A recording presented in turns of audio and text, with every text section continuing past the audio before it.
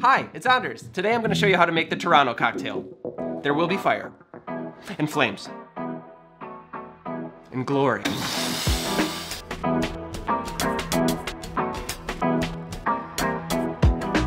Welcome back. I was recently gifted a bottle of this rye whiskey from Union Horse Distilling. I have not tried it in a cocktail yet. It's 100% rye, so I thought, why not try it in a Toronto and see how it holds up to the Fernet. So if you have a bottle of rye whiskey at home, you can grab it now.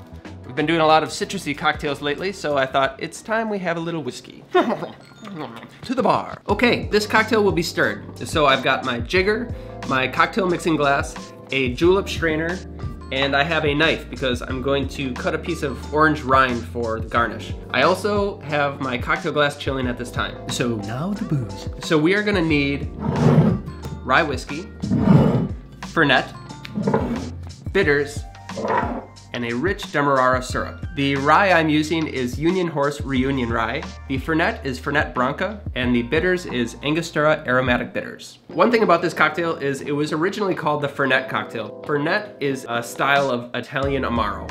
It has like a menthol, eucalyptus-y flavor that people either love or hate. I'm using Fernet Branca, which is the most popular, but there are a number of Fernets, Italian or otherwise. So it was originally called the Fernet cocktail because of the strong Fernet flavor. For whatever reason, it took off in Toronto, and it was soon thereafter called the Toronto. Toronto. When you read it, it looks like Toronto, but I know they don't say Toronto, they say Toronto or Toronto. Toronto? Toronto? Toronto. Toronto. That sounds good to me. I think it's Toronto. Toronto. Yeah. So we're making the Toronto cocktail. If anybody is watching this from Toronto, please tell me how you pronounce it. Now we build. Okay, so I'm gonna take 2 ounces of rye whiskey,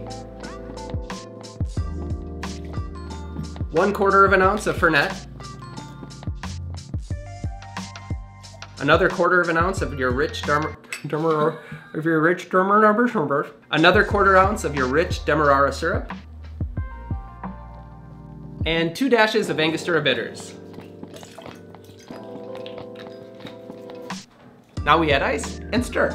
Oh, I need a spoon. That's okay, that's okay. Add ice and stir.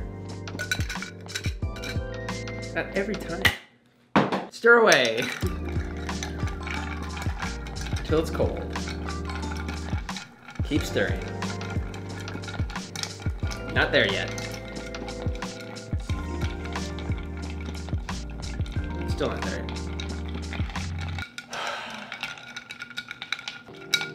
That's better.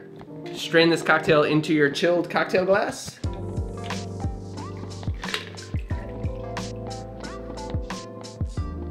Like that. I'm gonna garnish this with flamed orange oil. So to do so, you wanna cut like a little coin piece. It's really technical. Look it up. You could do like a long strip, but I find it easier if you take like a little coin-sized piece because the skin will be a little bit thicker and there's more concentration of oils. So we're gonna squeeze the orange oil out over a flame. When I do this, I like to light something wooden, or even if you had a match versus a lighter, just because it's better than pushing butane over your drink. I don't know the science behind that, but this is how I'm doing it. And then just stick it over the drink, and there we are.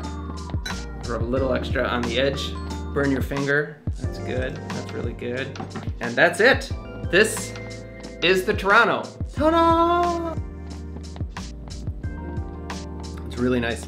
It's almost chocolatey. It's like chocolatey mint orange. The rye really holds up. A delight. Here, I want you to try. Okay. You're a non-Fernet person? No, yeah, I'm a non-Fernet person. And she loves it. It kind of tastes like a shoe for a second. Yeah. No, I think that's okay. It's honest. This is real. This is what people want. They want real. It tastes like a shoe. Okay, a good shoe. I don't get shoes so much. I get shoe. Any minty menthol taste is really not my forte. Check this out. Is this not the coolest lighter? I got this a while back. It's all gold, but it's not actually the lighter. It's a case for your lighter. So here's the ugly lighter. Would you rather have this orange with the sticker, with the warning, or would you rather have a gold lighter the hell? Oh, there we go. Or a gold lighter, like that. Really cool. We got this at a place down in Humboldt Park. Here it comes.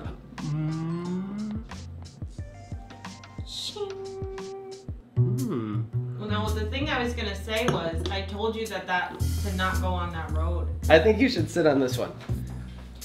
What I was saying was that story about the Toronto, what is that highway? It was like 3 numbers, like 437 or something. 903. The directions I had were like, anything, don't go on this road. Like, you can go any road, but don't go on this one unless you're a Canadian citizen or something like that. Little backstory. We were driving through Toronto to get to Montreal. Yeah. And they have this road for people of Ontario.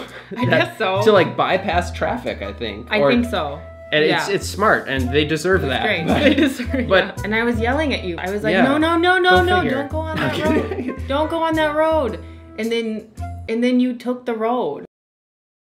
And I was specifically saying. No.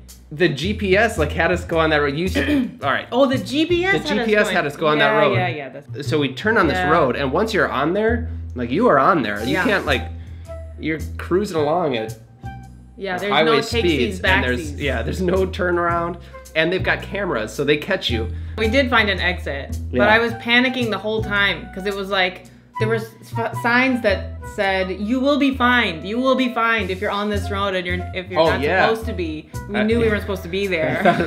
I thought we're gonna go to prison. We were gonna go to prison, and then a couple months later, the letter came in the mail saying we caught you on this road you weren't supposed to be on, and you have to pay a fine.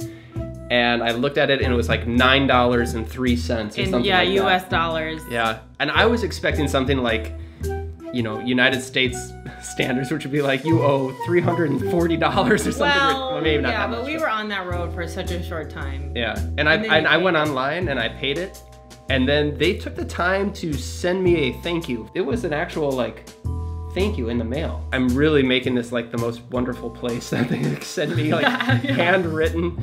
Yeah, it was handwritten. Thank you, Ontario.